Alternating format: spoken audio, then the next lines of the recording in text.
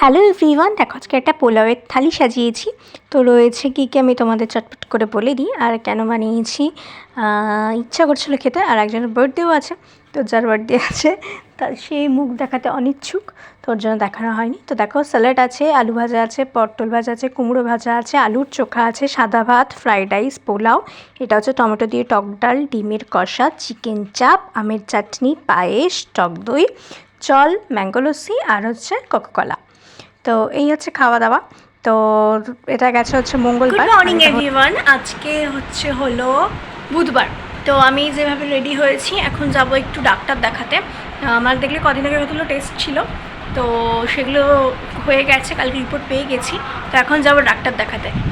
তো তারপরে আমি ডাক্তার দেখাতে চলে গেছি, আর যে রিপোর্টগুলো ছিল সেগুলো দেখালাম, আর কিছু মেডিসিন দিল। তারপর বাড়ি চলে এসে খাওয়া দাওয়া করে রেস্ট করেছি। আর এখন আবার একটু রেডি হয়েছে, এখন যাবো হচ্ছে একজনের ডক্টরের কাছে। আমার একজন রিলেটিভস আছে, তো সে দেখাবে।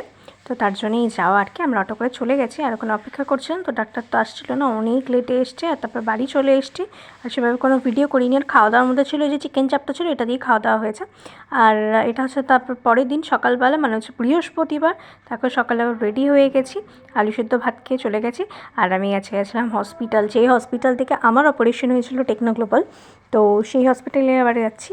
তো একটু দরকার ছিল, মানে যার দরকার ছিল তার জন্যই গেছিলাম, আমার আর কোনো ব্যাপার নেই। তো ওয়েট করছিলাম, আর অনেক কিছু কাজ ছিল, সেই কাজ ফাজগুলো মিটিয়ে নিলাম।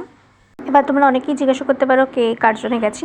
তো সবাই তো মুখ দেখাতে ইচ্ছুক নয়, তো সেহেতু আমি নাম বলছি না বা দেখাচ্ছি না, শুধু বলছি আমার এক রিলেটিভস। তো যাই হোক, আমরা চলে এসেছি, আর দেখানো হয়েও গেছে। আর তারপরে বাড়ি চলে এসেছি।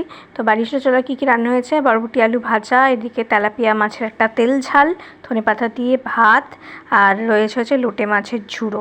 তো এই খাওয়া দাওয়া হয়েছে। আর তারপরে এখনও ভিডিও করে রেস্ট করছিলাম। আর রাত্রেবেলা চলে এসেছি হলো মিক্সড চাউমিন। এটা আমি কিনে এনেছি আজকে, রেস্টুরেন্টকে কিনে এনেছিলাম।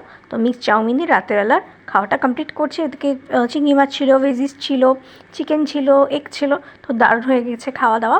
তো অনেকদিন পরে হসপিটালে গিয়ে একটু অন্যরকম লাগছিলো যে আমি সেই সময় গেছি, কী হয়েছে না হয়েছে। আর এখন একটু টোটালি চেঞ্জ। তো দেখে আগের স্মৃতিগুলো মনে পড়ছিল।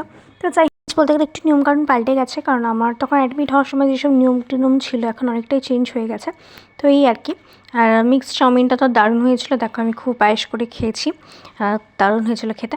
বাড়িতে আমি এভাবেই করি, এক্সট্রা কোনো মশলা তো দেয়নি, আমিও এরকম কোনো মশলা দেয়নি, মানে দিই না।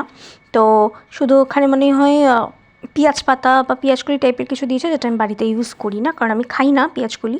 ছোটোবেলায় খেতে, আমি এখন খাই না। কিন্তু সেদিনকে তো চাউমিনের সাথে দারুণ লাগছিলো। তো বাইরের জিনিসটা সবসময় খেতে ভালো লাগে, কিন্তু বাট সসটা আমার একদম ভালো লাগেনি। সসটা কোথাকার পাতি একটা সস হবে, সেটা জন্য সসটা একদমই ভালো লাগেনি।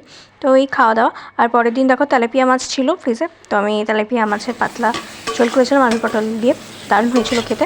তো আজকের ভিডিওকে এইটুকুই। ভালো লাগলে লাইক করো, কমেন্ট করো, শেয়ার করো, চ্যানেলটা সাবস্ক্রাইব করো। যারা ফেসবুক আর ইনস্টাগ্রাম থেকে দিয়েছো তারা আমাকে অবশ্যই ফলো করো। দেখা হচ্ছে নেক্সট একটা ব্লগে। সবাই ভালো থেকে সুস্থ থেকো। আজকের মতন টাটা।